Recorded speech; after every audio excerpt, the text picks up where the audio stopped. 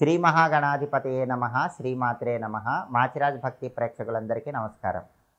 నరపీడ, ఎదుటి వాళ్ళ ఏడుపు, కనుదిష్టి, భయంకరమైన శత్రుబాధలు ఇవన్నీ పోగొట్టుకోవటానికి కార్తీక మాసంలో వచ్చే కాలాష్టమి రోజు మిరియాల దీపము, కూష్మాండ దీపం ఏ విధంగా వెలిగించాలో ఈ వీడియోలో మనం తెలుసుకుందాం. కార్తీక మాసంలో బహుళపక్షంలో వచ్చే అష్టమి తిథిని కాలాష్టమి అనే పేరుతో పిలుస్తారు. ఈ కాలాష్టమి చాలా శక్తివంతమైన రోజు. ఆ రోజు ఎవరైనా సరే శివాలయంలో కాలభైరవుడి దగ్గర మిరియాల దీపాన్ని వెలిగించిన, మీ ఇంటి గుమ్మం బయట కూష్మాండ దీపాలు వెలిగించిన, భయంకరమైనటువంటి నరపీడ, దృష్టి దోషము, ఎదుటి వాళ్ళ ఏడుపు, శత్రుబాధలు వీటన్నిటి నుంచి సులభంగా బయటపడవచ్చు. కార్తీక బహుళ అష్టమి కాలాష్టమి రోజు మిరియాల దీపం ఎలా వెలిగించుకోవాలంటే, ముందుగా ఒక కొత్త తెల్లటి వస్త్రాన్ని తీసుకోండి. ఆ కొత్త తెల్లటి వస్త్రంలో 27 మిరియాలు ఉంచి ఆ 27 మిరియాలు మూట కట్టండి. ఆ మూటని నువ్వుల నూనెలో ముంచండి. ఉదయం నుంచి మధ్యాహ్నం వరకు ఆ మూట నువ్వుల నూనెలో నానేలాగా చూసుకోండి. 27 మిరియాలు కొత్త తెల్లటి వస్త్రంలో మూట కట్టి ఆ మూట కాలాష్టమి రోజు ఉదయం నుంచి మధ్యాహ్నం వరకు నువ్వుల నూనెలో నానేలాగా చూసుకోండి. సాయంకాలం శివాలయంలో ఉన్న కాలభైరవుడి మందిరానికి లేదా ఎక్కడైనా సరే ఉన్న కాలభైరవుడి మందిరానికి వెళ్ళి ఆ కాలభైరవుడి ముందు ఒక మట్టి ప్రమిద ఉంచి దానిలో నువ్వుల నూనె పోసి ఉదయం నుంచి మధ్యాహ్నం వరకు నువ్వుల నూనెలో నానినటువంటి ఆ మిరియాల మూటనే ఒత్తిలాగా కాలభైరవుడి దగ్గర ప్రమిదలో ఉంచండి. కాలభైరవుడి దగ్గర ప్రమిదలో ఒత్తి ఏం వేయాలి? ఈ మిరియాల మూటనే ఒత్తిలాగా ఆ ప్రమిదలో ఉంచి దీపం వెలిగించాలి.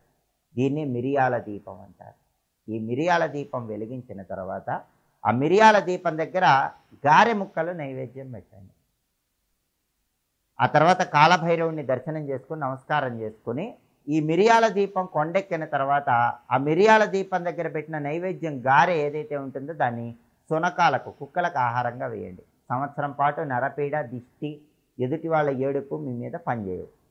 అయితే మాకు దగ్గరలో కాలభైరవుడి మందిరం లేదండి, అక్కడ మిరియాల దీపం వెలిగించుకోవటం వీలు కాదు అన్న వాళ్ళు ఏం చేయాలంటే ఇంటి ముందు గుమ్మడికాయ దీపాలు పెట్టుకోండి. ఈ గుమ్మడికాయ దీపాలు ఎలా వెలిగించాలి?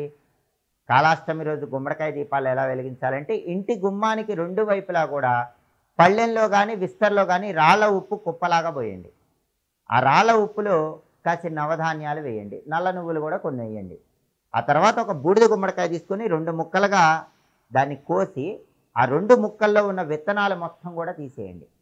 ఆ బూడిద గుమ్మడికాయ 2 ముక్కలకి పూర్తిగా పసుపు రాయండి.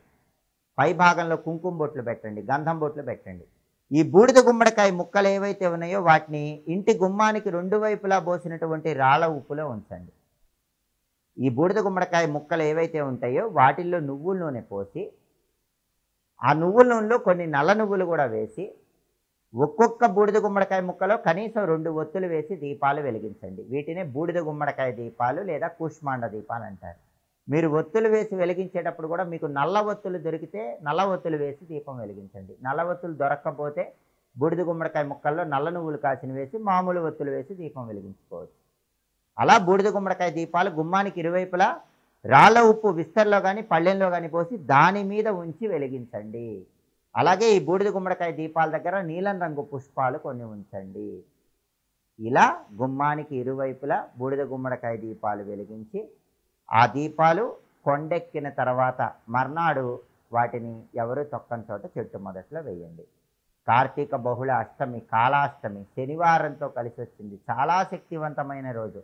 సంవత్సరం పాటు ఎదుటి వాళ్ళ ఏడుపు, కనుదిష్టి, శత్రుబాధలు ఇవన్నీ సోకకుండా మిరియాల దీపం, గుమ్మడికాయ దీపాలు వెలిగించుకోండి. విశేషమైన శుభ ఫలితాలు సిద్ధింపజేసుకోండి. ఎప్పటికప్పుడు పండుగల సందర్భంగా ఎలాంటి విధులు పాటిస్తే అన్ని కష్టాలు తొలగిపోతాయో తెలుసుకోవాలనుకుంటున్నారా? అలాగే పండుగల సందర్భంగా ఎలాంటి పూజలు నిర్వహించడం ద్వారా ఆర్థిక, ఆరోగ్య, కుటుంబ సమస్యల నుంచి బయటపడవచ్చో తెలుసుకోవాలనుకుంటున్నారా? అదేవిధంగా నిత్య జీవితంలో, దైనందిన జీవితంలో మీకు ఎదురయ్యే అన్ని రకాలైన సమస్యలకి చక్కటి పరిష్కార మార్గాల కోసం ఎదురు చూస్తున్నారా? అయితే మాచిరాజ్ భక్తి ఛానల్ తప్పకుండా చూడండి. మా వీడియోస్ మీకు నచ్చినట్లయితే మా ఛానల్ని లైక్ చేయండి, కామెంట్ చేయండి. మా ఛానల్ వీడియోస్ 10 మంది మిత్రులకు షేర్ చేయండి.